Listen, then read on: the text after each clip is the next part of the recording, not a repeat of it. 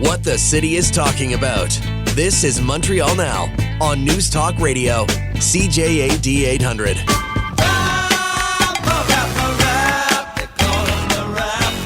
Do you have any more specific impressions of how the arrival of Mr. Trump in the United States will affect the economy, and how are you preparing for tariffs and all kinds of other things that could hamper the Quebec economy?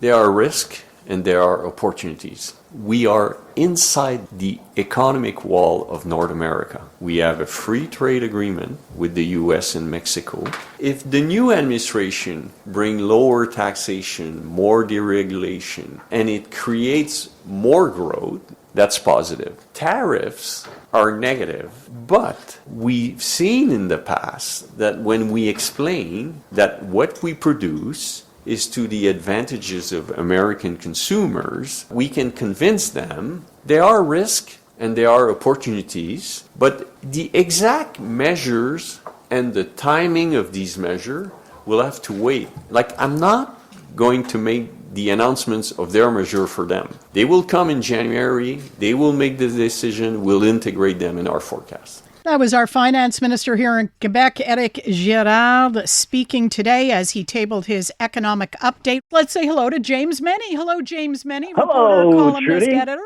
at the Montreal Gazette. Yeah, always good to talk to James Mennie. You heard our finance minister talking about the prospects for Quebec. In our newscast, we had Éric Girard talking about the prospects for Northvolt as it files for Chapter 11 protection in the States. Girard saying, yeah, we did have money in that operation. But the Quebec project is still, on the rails. Are you buying it, James? Well, you're talking to a guy who grew up listening to episodes of a TV show saying, Lassie's not dead, she's sleeping.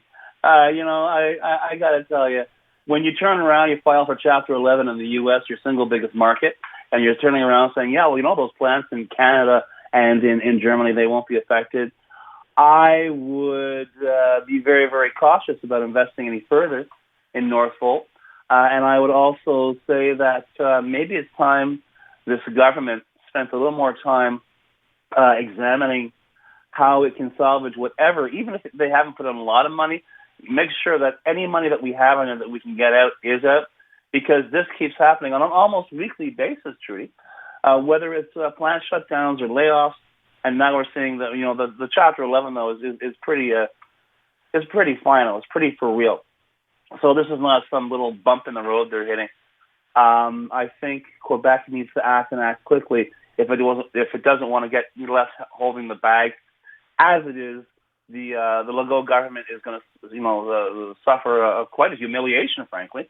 Because remember, this was its showcase economic achievement, and now it looks like, as I'm saying, we're in a point where we quite literally want to save the furniture on this deal. Well, the finance minister says $250 million went into that the American wing of Northvolt, yeah. and the province is not naive about its prospects of getting anything for its money. So I think it's just admitting that it's gone. It's gone. So you're telling me he's pushing away from the blackjack table, saying, no, this doesn't look good. So, we'll write it off as a loss. Yeah, maybe. A quarter of $1 billion. Yeah. Well, but on the other hand, Trudy, I got to tell you, I was listening to Mr. Girard, talking about Quebec's economic future. Is it possible that if he actually utters the word Canada, if it comes out of his mouth, it's like, throwing holy water on a vampire, that his head's going to explode? Do you like how he says, we're within the North American wall? What the hell does that mean? Yeah. We're part of Canada, which is the biggest trading partner, whose biggest trading partner is the United States. And at this point, given the very fate of the Northvolt project, I wouldn't run around, not that he is, but I wouldn't run around thumping my chest about what an economic dynamo Quebec is. Quebec has got an $11 billion deficit. Quebec turned around today and told all those, which I think is a really dumb political move, told all those 60 to 64 voters that were getting a tax break because they kept their jobs, they didn't retire early. Yeah, sorry, thanks, but no thanks. We need your money. because we spent too much of it, on other stuff that had nothing to do with you. So yeah, once again, we will, we'll have to wait for the spring budget to see how bad the news is. But the news is not good. And if this government tries to sit there with a straight face and tell Quebec and tell the world it is not engaging in austerity, it is not engaging in a program of cutbacks, that it is not engaging in, and for example, everyone's making a big deal about, the Santé Québec has the mandate to cut $1 to $1.5 billion from the health network's operating budget. Do you know how much that covers, Trudy? Oh, you're going to tell me, and I'm not going to be happy. 6 days and a few hours. Oh. That the operating costs for the Quebec healthcare system at $1.5 billion. I might be off by the hours. It's like 6 days and change.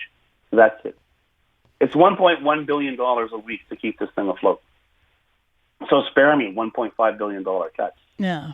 We're in the deep end, Trudy. And the fact is, excuse me, if you don't think your taxes are going to go up, if you don't think your services are going to get cut under this government, think again.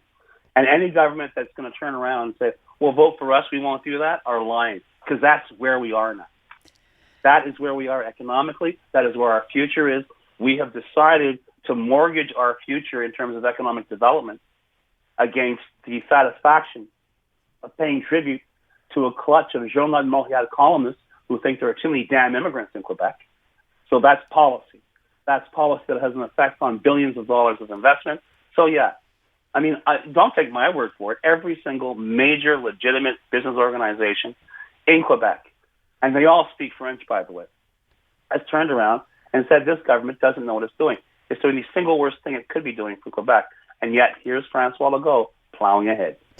I am going to ask James Mennie the question I'm going to be asking everybody in just a sec, and that is, how are you going to spend your $250 check that working people are going to get from the federal government next spring? What do you think, Jim?